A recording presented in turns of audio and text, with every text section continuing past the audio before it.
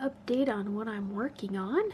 Here is the front side of the thank you, and here is the back side. I really like how it's turning out. I love the background that I've chose for it. I will use a glue stick thing to put the freebie sticker there, and I'm still working on the freebie sticker. And then hopefully this week I can stop at a local print shop and see if I can get like 10 of these, just to see if, you know, the size is good, everything looks well, and I will update you when that happens. Morning. Happy Monday. Not as cheerful as what I probably am on a Friday, but have a drink, and we're gonna go work to get paid, so I guess there's that.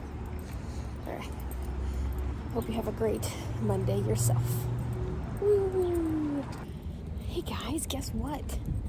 It is noon on Monday, which means it's an hour past the time I wanted my vlog to go up, because, you know, new schedule, right?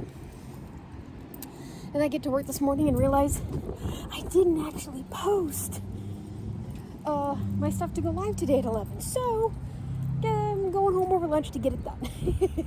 Yay, new schedule, and ooh, the sun.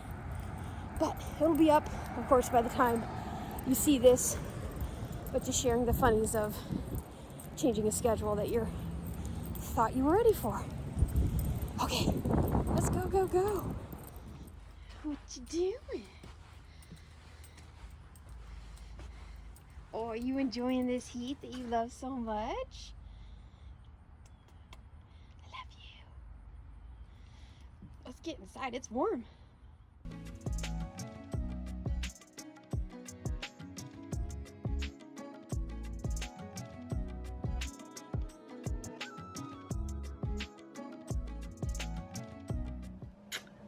So, I just want to update you on what's going on, since I'm sharing everything of this process and me learning and how much I'm loving it now. Just some setbacks. So I went to a local print shop and I talked with them because I thought going local would be sweet. The guy was very helpful. I had given myself a JPEG and PNG so that if they wanted to look at it, I could just email it to them and we could go from there. That's not how that works. That's okay. He let me know that a download that shows the bleeds and crop marks as PDF. I've looked up and figured out what the bleeds are. I'm not sure what the crop marks are now that I say that, unless he meant margins, because I found a really good video just explaining by a print shop person about bleed, trim, and margin. And it's really good. I've watched it a few times. I'm sure I'll watch it a few more, because it just clearly explains how that stuff works versus just saying, I just made something and you send it to a print shop and they print it off. There's way more to it than that. But I use Krita. I think other people maybe call it Krita. It's Krita. It's a free software. I get off of Steam.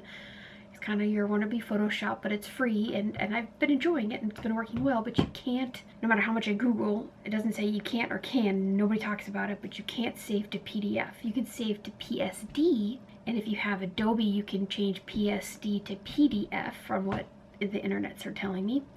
So I emailed them and said, hey, I can only save to PSD. Is that a problem? And I guess my assumption was he'd come back and say no, because we have Adobe, so we can convert to PDF from that. But his response was they do take PNGs as long as they are set to the highest quality.